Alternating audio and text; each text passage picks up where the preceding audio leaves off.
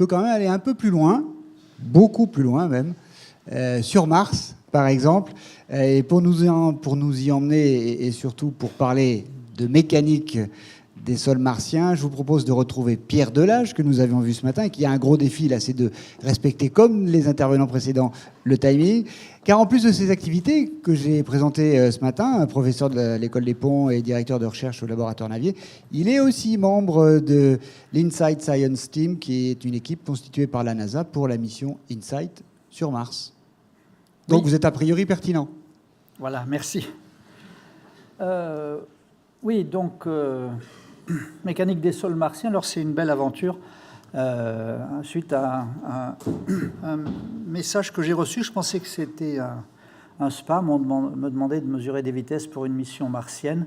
Un nommé Philippe Lognonnet, que je connaissais ni des lèvres ni des dents. Alors je me suis précipité sur le site. Effectivement, c'est quelqu'un de l'Institut de physique du globe de Paris qui est spécialisé en sismologie planétaire, et on le voit là en photo avec les chemises à fleurs qu'il aime arborer, et donc il s'occupe de structures internes de Mars et de la Lune, mais il s'occupe aussi de cette mission martienne à venir qui s'appelle InSight. Donc je suis allé sur le site, on voit ici Bruce Bannert, qui est le responsable de cette mission qui est en cours, et dont l'objectif était de comprendre les processus qui ont formé les planètes, donc il y a plus de 4 milliards d'années, et puis aussi de voir l'activité tectonique de Mars et puis le flux d'impact de météorites avec comme instrument. Alors, l'engin a été lancé, alors on va revenir en détail sur l'engin, il a été lancé avec une fusée V400 Atlas le 5 mai 2018 de Californie. On voit ici une belle photo du lancement de la fusée en pause, et ça c'est une reconstitution après avoir donc toujours en orbite après avoir lâché les premiers étages de la mission, et puis maintenant l'engin est en croisière, devrait arriver. Alors je vous informe que le lundi 26 novembre à 9h du soir, vous pourrez assister en direct à l'atterrissage qui n'est pas garanti, hein. La NASA parle de 7 minutes de terreur, vous avez 4 années, à peu près $1 milliard investis, et tout se joue en 7 minutes. C'est l'entrée, la descente et l'atterrissage. Ça va être un grand événement à la Cité des Sciences, et Philippe Lognonnet m'a dit qu'ils avaient même invité la planète Jupiter pour assister à l'atterrissage sur Mars. Donc vous voyez, c'est interplanétaire complètement, et ça sera un événement fort, je pense, le 26 novembre vers 9h02, je crois. Alors voici l'engin, donc c'est ce qu'on appelle un atterrisseur. C'est le Jet Propulsion Laboratory de la NASA qui est le maître d'œuvre. Le CNES va financer ce sismomètre là, qui est fabriqué donc par la France. Il y a aussi le centre spatial allemand qui intervient, et en France on a aussi Supaéro et donc l'Institut de physique du globe de Paris. Supaéro qui est un département spatial important au niveau recherche. Donc l'engin, c'est le même atterrisseur que celui qui a été envoyé en 2008 déjà, qui s'appelle Phoenix sur le pôle Nord. On va revenir sur cette mission-là. Et puis, vous voyez que son but, c'est de faire des recherches sismiques, de la géodésie, du transport de chaleur. Donc ça, c'est le sismomètre SEIS, 50 millions d'euros, financé par le CNES, qui est l'instrument principal d'une mission géophysique. Donc on a vu pour les impacts de météorites et l'activité sismique. Voilà, ça, donc on n'y voit rien du tout. Il y a deux... Bon, c'était pour ça, voilà, pour vous expliquer comment, à partir des trajets, de la réfraction, de la réflexion des ondes de cisaillement et de compression, sachant que les ondes de cisaillement ne traversent pas les liquides, alors que les ondes de compression le font. Les sismologues, qui sont des gens assez intelligents, qui font plein de choses que je ne comprends pas, arrivent avec un embrouillamini pas possible de signaux qui arrivent à un sismomètre, à enlever le bruit et ensuite à retrouver des notions et aller plus précisément, déterminer plus précisément le diamètre du noyau, en particulier, qui est un des buts du noyau liquide de Mars et de l'épaisseur de la croûte et du manteau. La sismologie, alors une estimation, ne me demandez pas trop comment, mais on estime qu'il y aura probablement à peu près 10 séismes de magnitude autour de 4,5 par an, par des observations un peu lointaines faites par des spécialistes ici. Il y a Golombek, là je vais vous en reparler, qui fait partie donc des géologues qui connaissent Mars comme leur poche. Voilà. Le deuxième dispositif, c'est un dispositif allemand pour les mesures des flots de chaleur. En fait, c'est intéressant parce qu'ils vont en faire une pénétration dynamique sur une profondeur de 5 mètres avec un système qui est évidemment mu par l'électricité provenant des panneaux solaires que vous pouvez voir. Et il va pénétrer jusqu'à 5 mètres et puis il va faire des mesures de température pour essayer d'avoir une idée du gradient thermique, qui est une autre approche pour le noyau, et évidemment en sortant tous les effets de température de surface. Alors vous voyez aussi le bras, ici le bras mobile qui va prendre ces deux instruments depuis la plateforme et les déposer à proximité avec les capteurs, là, les câbles pardon, qui alimentent et qui vont recevoir les données et qui sont ensuite expédiées, sachant que le transfert, c'est de l'ordre de 10 minutes à un quart d'heure entre Mars et la Terre. Alors la géodésie, c'est intéressant. Quand vous avez un œuf dur, il tourne facilement. Quand il n'est pas dur, à cause du liquide contenu, la rotation est perturbée. Eh bien, donc ça, c'est l'observatoire de Belgique. Grâce à une observation extrêmement précise d'un point physique de Mars, on aura davantage de précision sur la rotation, et en fonction de ça, on pourra voir les perturbations en fonction du diamètre du noyau liquide, estimé en ce moment entre 1300 et 2000. Bon, il y a aussi une histoire de marée solide. Phobos, c'est la lune de Mars, mais elle est jolie, n'est-ce pas? On en reparlera plus tard. Alors, en mécanique des sols proprement dit, ça, c'était la première demande de l'IPGP, c'était de déterminer les ondes P et les ondes S sur des analogues martiens qu'on nous a fournis depuis la Californie et l'Allemagne, et en fait, qui se sont révélés pas du tout pertinents en termes de mécanique des sols. Une autre chose qui intéressait et que les sismologues avaient négligé, c'est l'interaction entre les sismomètres et le régolithe. En gros, il faudrait connaître le coefficient de réaction élastique axiale et à la rotation d'un régolithe par rapport à leur sismomètre pour mieux analyser les bruits qu'ils avaient à prendre en compte. Et la pénétration dynamique de la mole, c'est le gros sujet qui est traité à la fois par les Américains et puis les Allemands.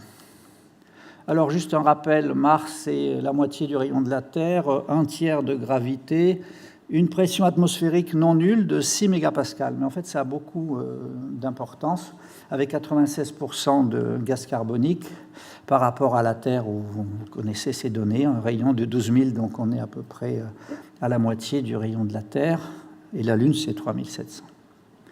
Les positions, donc ça, c'est un repère géocentrique. Vous voyez que Mars est autour de 75 millions de kilomètres à peu près de la Terre tous les 2 ans. Donc voilà, on est en 2018, le lancement a eu lieu parce qu'on n'est pas trop loin. Là, on est à 75 000 kilomètres, mais vous voyez qu'à d'autres périodes, c'est plusieurs centaines de millions de kilomètres. Et tous les 2 ans, Mars revient à proximité de la Terre. Donc c'est la période choisie pour envoyer une année martienne, c'est à peu près 2 années terrestre, et la Lune, ça n'a rien à voir, on est beaucoup plus près puisque la Lune est un satellite de la Terre. Mars, c'est assez spectaculaire, vous avez ce grand canyon de 3700 km avec plus 4 km et moins 4 km, donc vous avez 8 km de falaise, des volcans de 14 km de haut à côté, à proximité. Et ici, donc cette très belle carte a été obtenue par le Mars Orbiter Laser Altimeter de Mars Global Surveyor pendant 10 ans. On a une cartographie très précise de la surface de Mars avec ici un mont de 25 km. Et vous avez ici, je vais rapidement, la plupart des missions qui ont été faites pour arriver à la mission InSight. Alors vous avez là-dedans plusieurs landers et des rovers. Nous, on est un lander ici. Alors vous avez la même chose sur la carte de Mars avec les fameux volcans ici. Phoenix, je vous avais dit, qui est près du pôle Nord. Il fait froid sur Mars. Je ne sais pas quels sont les Olibrius qui veulent y aller, mais moi, je n'irai pas. Ici, vous avez Pathfinder. Ça a été le premier rover sojourneur en 86, et puis avec des très belles photos qui ont commencé à être envoyées. Donc, on a vu qu'on était ici dans une plaine d'inondation, avec ici, vous voyez, des roches arrondies, semi-arrondies, qui ont été emportées, déposées par les inondations. Début d'évolution de la planète, c'est plus de 3,5 milliards d'années. Et on avait un passé chaud et humide, puisqu'il y avait de l'eau liquide, et ça, c'est des... voilà. Alors maintenant, les rovers, vous voyez qu'on est monté en gamme entre 1997 et 2004, et en ce moment, c'est Curiosity qui a fêté ses 5 ans le 6 août 2017, qui continue à envoyer des informations. Ça, c'est un laboratoire. Vous avez un microscope à force atomique, des spectromates de masse. C'est assez impressionnant tout ce qu'on est capable d'identifier avec ce robot. Et on a vu, par exemple, ici, des magnifiques dépôts fluviaux avec des galets arrondis, comme chez nous, des conglomérats ou poudingues qui sont recimentés. Donc voilà, on confirme qu'il y avait de l'eau liquide et que les températures étaient plus élevées que maintenant. Ici, vous avez une plaine. Alors, des dépôts soufflés par le vent. Avec 6 millibars, on a quand même du vent. Et puis, vous voyez des plaques sédimentaires déposées ici. Alors là, en mécanique des sols, vous avez un petit glissement de terrain avec ici donc 6 km là, sur un cratère de 16 km, un petit escarpement qui ne fait que 1 km. Vous voyez qu'il y a une cohésion parce qu'on retrouve ces encroûtements plus bas. En revanche, vous avez une masse de terrain non cohérent qui a été glissée comme sur quand même une belle longueur et on ne connaît pas trop l'origine de cette cohésion qui est capable de disparaître complètement. Est-ce que c'est de la glace ou autre chose? J'en parlais à un fameux Golombek qui m'a dit qu'on écrivait tout et n'importe quoi là-dessus, mais qu'on ne sait pas trop pour l'instant ce qui se passe. En tout cas, c'est un bel exemple de glissement de terrain. La première mission de mécanique des sols, première photo de Mars, c'est quand même 76, Viking 1. On avait un atterrissage à 2,3 mètres par seconde, une pénétration de 4 cm d'un côté, et de l'autre côté, on a eu un pied qui a été complètement enfoui, avec une pénétration de 16,5 km dans une poudre très fine de quelques dizaines de microns. Donc ça a été observé très en détail. C'était les premiers retours qu'on avait sur les sols martiens. Un petit peu de cohésion sur cet escarpement-là. On avait aussi un échantillonneur, comme on va l'avoir d'ailleurs sur Insight. Et vous voyez qu'on a joué avec le sol. On appelle ça drift material. C'est très petit, autour de 10 microns. Ça peut s'agréger. On voit ici un petit peu quelques agrégations. Ici, sur la Lune, pour avoir des marques comme ça, on est aussi très très fin, forcément. L'échantillonneur, vous le voyez, qui est ici sur ce qu'ils ont appelé crusty to cloudy. Donc ça peut se mettre en croûte, une cohésion estimée à 3 kPa. Et puis ici, une tranchée qui a été creusée aussi, qui vous donne. Donc ça, c'était en 1976 les premiers éléments de mécanique des sols.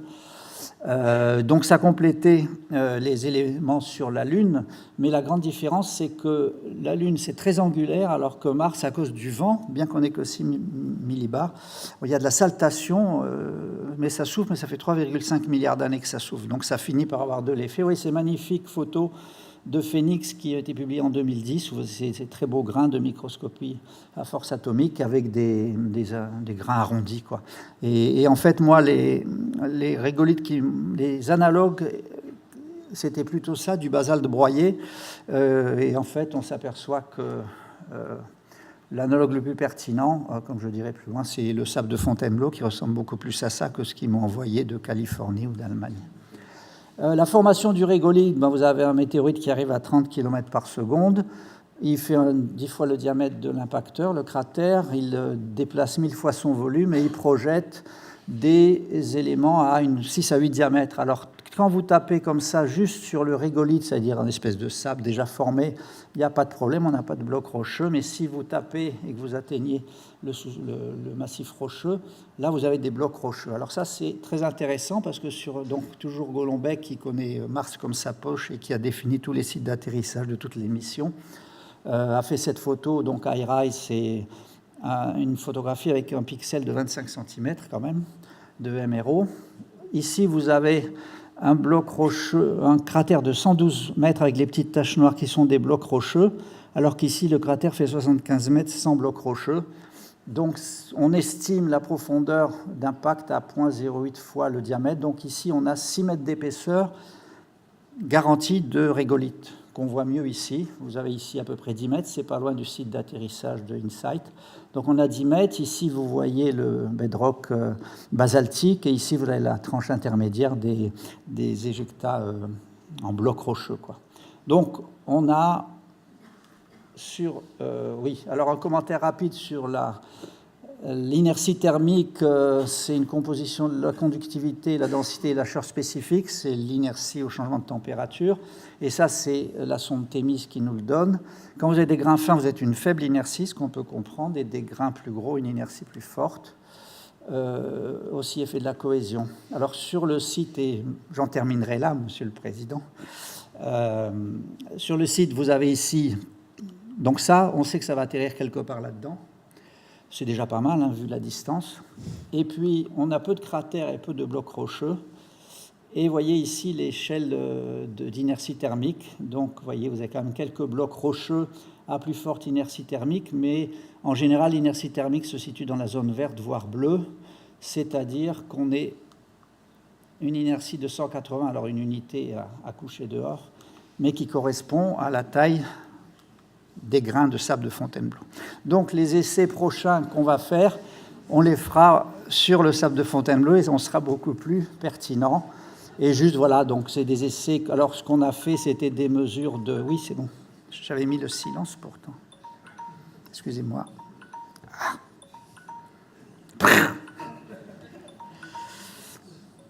C'est Mars qui appelle. Ah ben, ça ne s'arrête pas, hein.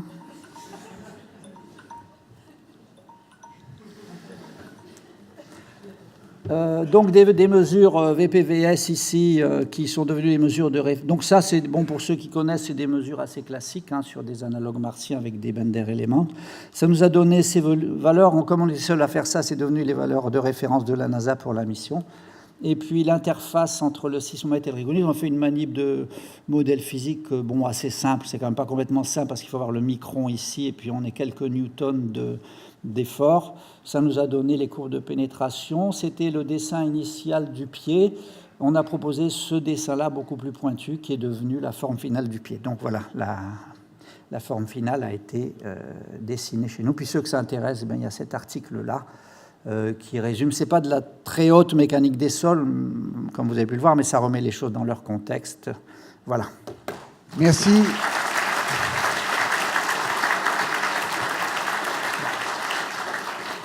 Merci Pierre Delage.